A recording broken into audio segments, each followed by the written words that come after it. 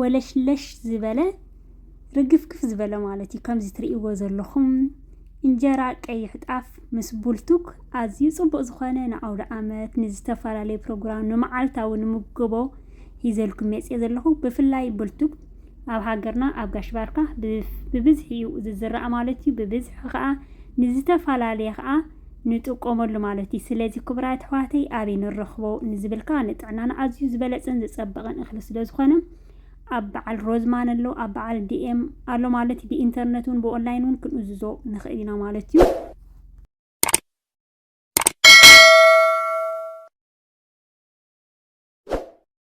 ሰላም ሰላም ኣብ መላእ ዓለም ዘለኹም ክቡራት ኣሕዋት ሰላም እግዚአብሔር ምሳኹም ይኹን ናይ ሎሚ መዓልቲ ብሓንሳብ ኬና ንሰርሖ እምበኣር ክትፈትውዎ ተስፋ እንዳገበርኩ ቅድሚ ናቕባለይ ግን እቶም ሓደሽኣ ዘለኹም ላይክ ሳብስክራይብ ኮመንት እንዳገበርኩም ንዚ መዓልታዊ ሒዘ ዝመፅእ ቪድዮታት ተኻፈልቲ ክትኮኑ ብኽብሪ ዕድመኩም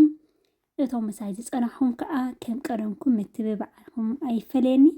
እዚ ቪድዮ ብላይክ ጀምርዎ ክቡራት ኣሕዋተይ ላይክ ምግባር ፍሪዩ ኣይክፈለን እዩ ስለዚ ላይክ ጀምርዎ ክቡራት ኣሕዋተይ ብዙሕ ፀሓፉ ኣይብለኩም እየ ድሓን ተኽኢልኩም ልቢ ስለ ድማለት ላይክ ምግባር ግን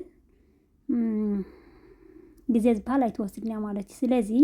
መዓልታዊ ቪድዮ ሒዘ ክመፅእ ከለኹ ፅቡቅ ሓድሽ ዝበልክዎ ከዓ ክቡራት ኣሕዋተይ ንሃትኩም ሳፖርት ሞር ስለ ዘለኒ ስለዚ ብላይክ ኣይትረስዑ እዚ ትርእይዎ ዘለኹም እንጀራ ሸነን ዝበለ ወለሽለሽ ዝበለ ፅቡቕ ዝኾነ እንጀራ ብዝሓለፈ ኣርኢኩም እየ ማለት እዩ እቶም ዘይረኣኹሞ ክትርእይዎ ትኽእሉ ኢኹም ናይ ኪንዋን ጣፍን ማለት እዩ ፃዕዳ ጣፍ ምስ ኪንዋ ሎሚ መዓልቲ ብሓንሳብ ኬና ንሰርሖ ከዓ እንታይ ትብለላ ዝሓፍትና እንጀራ ቡልቱ ከተሪእና ትብለላ ማለት እዩ ብጣዕሚ እስሒቓ ነግርም ኢሉኒ ማለት እዩ እዚ ሕጂ እዚ እንጀራ ትርእይዎ ዘለኹም እንጀራ ሰንኪተ ምስ ወዳእኹ ኣብኣ ከለኹ እየ ዝለውስ ዘለኹ ማለት እዩ ኩሉ ግዜ ክቡራት ኣሕዋተይ ሕጂ ዝገብር ዘለኹ እንታይ ሕፅብ ፃብ ናይ ማይ ቢሑ እንደገና ከዓ ኣብዓኸ ፍሬሽ ከዓ ፃዕዳ ሽጉርቲ ማለት እዩ እዚ ሕጂ ከምዚ ጌርና ክነቃውሞ ከለና ብፍላይ ተለዊሱ ተቆንዩ ብጣዕሚ ፅቡቕ እዩ ማለት እዩ ኣዝዩ ተኣምር ዝኾነ እንጀራ ኢና ክንስንክት ክቡራት ኣሕዋተይ ንመጀመርያ ግዜ ሒዘልኩም ዝመፅእ ዘለኹ ቪድዮ ሰሪሕልኩም ኣይፈልጥን እየ ቡልቱካ ንጥዕናና ዝበለፀ ዝፀበቐ ማለት እዩ ስለዚ ክንጥቀመሉ ኣለና ኪንዋ ብዝሓለፈ ዘረኣኹም ኪንዋ መዳርግቲ ዝበሃል የብሉ ንጥዕናና ዝበለፀ ማለት እዩ ምስጣፍ ኩሉ ግዜ ካብቲ ፊኖታት ካብ እንታይ ዝበሃል ውፅእ ኢልና ንጥዕናና ምክንያቱ እንጀራ እንተሰንኪትና ሰብሓ ኣብ ሰሙን ሓደ ግዜ ኢና ንስንክት ማለት እዩ ክንስንክት ከለና ከዓ መቐነና ብዛሓቢልና ስለ ንስንክት ትንበልዑ ሕጂ ንጥዕናና ብጣዕሚ ፅቡቅ ዝኾነ ክኸውን ኣለዎ ማለት እዩ ሕጂ ጣፍ እንታይ ይገብር ኣለኹ ከም ትርእይዎ ዘለኹም ጣፍ ሓደ ኺለን ፈረቓን ጣፍ እየ ክጥቀም ማለት እዩ መጀመርያ ከም ዝረኣኹሞ ገይረ ሕጂ ከዓ ፍቂ ይገብር ኣለኹ ማለት እዩ ኩሉ ግዜ እንጀራና ምልስላሱ ምፅባቑ ከብለልና እንተኮይኑ ተለዊሱ ክቕን ኣለዎ ሕጂ ትርእይዎ ዘለኹም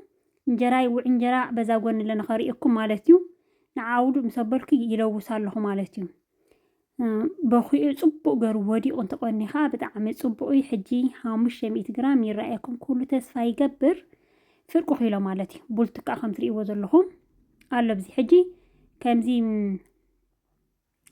ንዓውደ ዓመት ገለ ንሰርሖ ተኮይና ከምዚ ቡልቱክ ዕሪና ክነብዝሓሉ የብልናን ምክንያቱ እንታይ ዝበሃል ንሱ ልክዕ ከምዚ ዕሪሲ ብዙሕ ተይልዎ ድርቕ ክብለና ይኽእል እዩ እቲ እንጀራ ማለት በዚ ገብሮ ዘለኹ ዓቐንተ ጌርና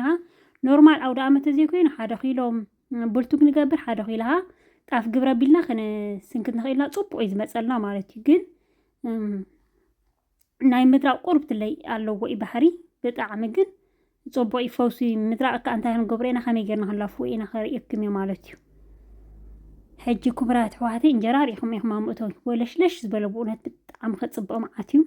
ናይ ኣውደ ዓመት እስከ ካብዚ ኩሉ እንጀራታት ሒዘልኩም ዝመፅእ ዘሎ ካበይና ክንስንክት ክቡራት ኣሕዋተይ ብዙሓት ኣሕዋት ሰላም ሓፍትና ብጣዕሚ ኢና ነመስግን ብጣዕሚ እቲ ሒዘ ዝመፅእ ዘለኹም መሊስክን ትሰርሕኦም ፅቡቕ ከይንልና እንዳበልክን ትስሕፋለይ ዘለኽን ኣነ ኢኸ መስግነክን ብዙሕ ሰብ ይጥቀመሉክ እዩ ግን ምርቕ ኣቢሉ ድሓን እተው ሰላም ሓፍትና ኢሉ ስቕ ማለት ሞር ተጠቒምክናሉ ክተብላ ንኸለኽን ከዓ ብጣዕሚ ኢና ደስ ዝብለኒ ማለት እዩ ስለዚህ ክቡራት ኣሕዋተይ ሰላም ሓፍትኩም ከዓ ከም ትርእይዋ ዘለኹም ገፈፈፍ እንዳበለት ያ ቪድዮ መዓልታዊ ትሰርሐልኩም ዘላ ሓይሊ እግዚአብሔር ሂብዋ ማለት ክብርን ይፈጣሪ ይኹን ከምዚ ትርእይዎ ዘለኹም ሕጂ ኣብ እንታይ ዝበሃል ኮይነ ልውስ ኣቢለዮ ብኢደይ ገይረ ማለት እዩ ማሽን ሎሚ ዳርጋ ይጥቀም የለኹን ምክንያቱ እዚ ፎኩስ እኽልታት ስለ ዝኾነ ንጥቀም ዘለና ብዙሕ ተዘይለወስካዮ ከይለወስና እውን ማለት እዩ لوي سود مسبلكو انجرانا زحل نسبة لك عشكو بلئم حجم ازي ابشدشة معالتي يلو صلحو مالتيو يلافو لخو سوري حجي تعرف نقبر كلنا حاجة لترو ما حاجة خيلو ماي نتك امينا مش حجي تايجر اللخو زي حاجة نخلتها لترسيم حاجة خيلا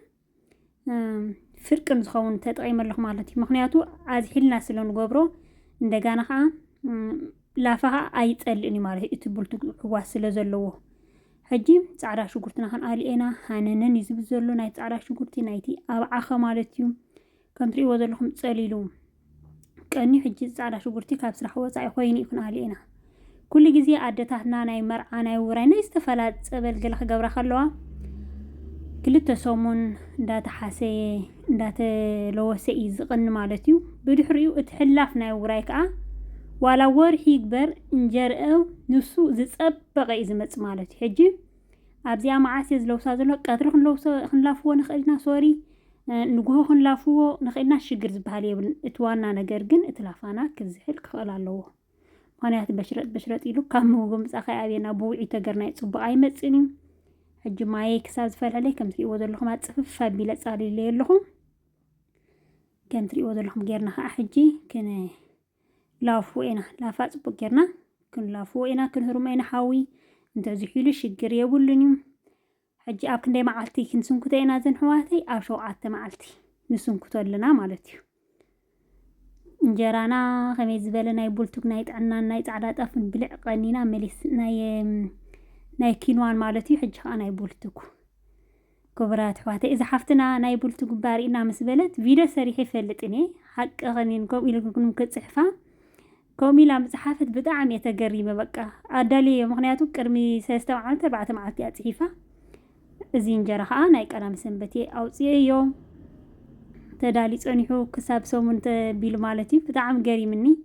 ሕጂ ዝሒሉ ምስ ወዓለ ኖርማል ልፎ ቢልና ናብ ደስ በለና ስራሕ ንኸይድ ስራሕ ትምህርቲ ንኸይድ ትምህርቲ ደስ በለና ንገብር ንኽእል ኢና ምሸት ጥራይ ክንድቅስ ከለና ሕውስ ነብሎ ሕጂ ንምንታይ ከዓ በዚያ ማሽን ኸሪአክሜ ኩላት ናብ ገዛና እዚኣሲ ዳርጋ ገዛና ዘይንሕዛስ የለን እዩ ዓብይ ማሽን የለን ብገይሮም ክሃርሞ ይኽእል እየ ግን ከዓ ዓብይ ማሽን የብልናን ብዙሓት ኣሕዋት ከዓ ስለትብላ ብታ ዘላ ኣብ ገዛና ንረኽባ ንኽእል ኖርማል ዋላ ሓደ ፀገም የብሉን እዩ ንዓሰርተ ደቂቕ ዝኾን ፉስ ክብለልና ምንታን ሕውስ ከዓ ክነብሎ ኢና ማለት እዩ ንጉሆ ተሲእና ከዓ ክንስንኩተ ንኽእልና ዋላ ርፍድ ምስ በለ እውን ክንስንኩተ ፀገም የብሉን እዩ ጽልል ምስ በለ ተማይ ጽላል እል የቢልና እንተሓፊስ ኮይኑ ካብ ናይ ማይ ጽላል እንዳግበርና ከዓ ክንስንኩተ ኢና ማለት እዩ ክቡራት ኣሕዋተይ ዝሓፍትና ናይ ቡልቱግ ዝበለት ድሓን ተዳሊ ጸኒሕ ኣጋጣሚ በዛ ጽሒፍክያ ዝጸናሕ ማለት እዩ ሕጂ ክቡራት ኣሕዋተይ ኣብ መጨረሻ ከዓ ከሪአክሜ ኣብኣ ከሎ ከዓ ክለውስ እየ ማለት እዩ ንሱ እውን ቪድዮ ክሰርሓልክሜ ኣብ መጨረሻ ከሪአክሜ እንጀራ የጸግዕ ኣቢልኻ መልወሰይ ከዓ ቅርብ ከብል እየ ማለት እዩ ክትርእይዎ ኢኹም ኣብ መጨረሻ ክንብል ኢና ንለውስ ኢና